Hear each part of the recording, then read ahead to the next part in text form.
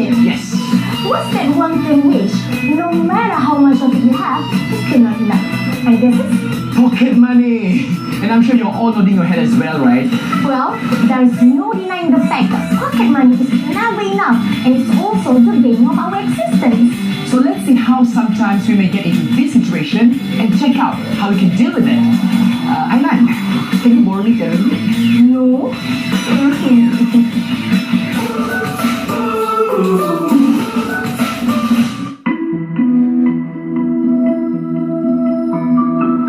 We are all found complaining about how our pocket money is so limited, but we fail to realize the greater aim of pocket money is to teach us to live within a restricted budget.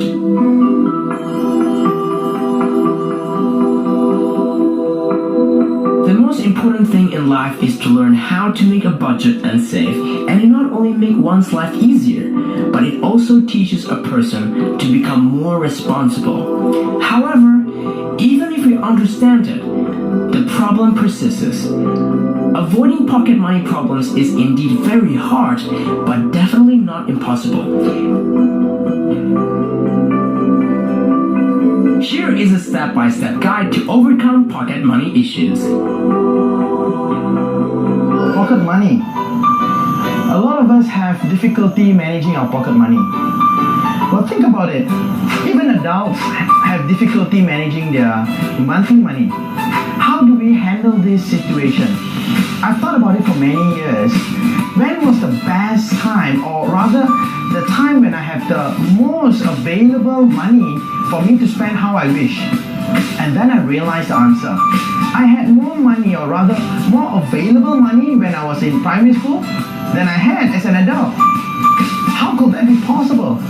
And then I realized, in an effort to help me become more financially responsible, the method might not have been the right method. Let me share with you how I can help save my money every single day. So what I do now is I actually take my allowance out, my salary out, and I put it into small compartments, into small jars. One jar is specifically for my daily expenses. Every day, I will take a specific amount from this jar and I use it in my wallet. I spend it for the day. Anything I have excess, I actually put it into two jars. One jar is for giving, for donations, for charity. Another jar is for me to spend it any which way I want. That way, I have been able to control my spending and control my money better. Now for you, I advise you to control your pocket money in the same manner. Find out exactly how much you need for food, exactly how much you need for transportation, exactly how much you need for your stationeries, and budget out. Create a monthly budget. How do you set a budget? Nowadays, there are very easy tools that you can use to set a budget. You can use Excel, you can even use a lot of applications that are available on your smartphone to set your monthly, daily, or weekly budget. The key to setting a budget is to be able to list down very specifically exactly what the things you need to eat, to spend on, to buy, so that you can have a very clear understanding of how much you need every single day, week or month. Clarity is the answer to having a good budget. Set aside a certain amount. It doesn't have to be a lot, 5%, 10% of your monthly budget, monthly allowance. Put it aside and keep it until you need to use it. The other way is, at the end of every day, when you have balance from the day, the money that is set aside in the two jars, use that money and put it into your savings account. Savings are always handy when one needs money, and it seems like a blessing at the time. Also, it gives you a sense of security.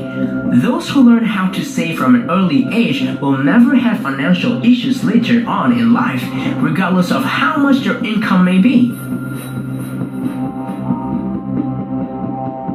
So remember these 3 points. Number 1, don't borrow money.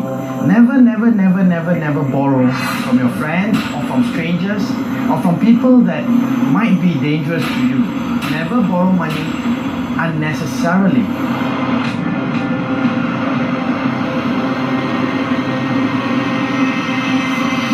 If you need to borrow money, you can always talk to your parents or family members, and borrow from them. Let them know why you need the extra money for.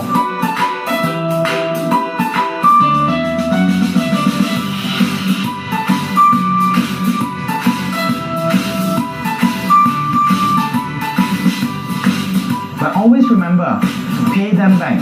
Make sure whatever money you borrow, make sure you always pay it back and pay back on time. Because if you don't, a lot of dangerous situations you might be finding yourself into.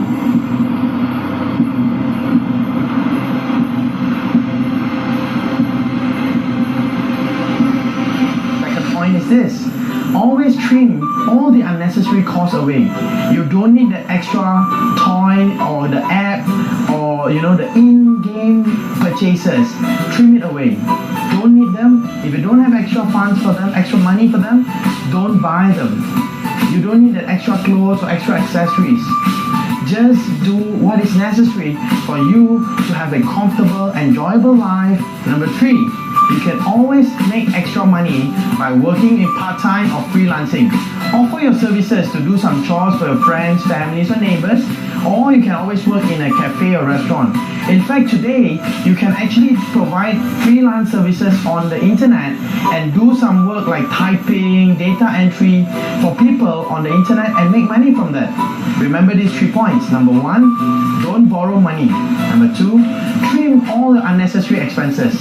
And number 3, make money additionally. You're watching Live It Up.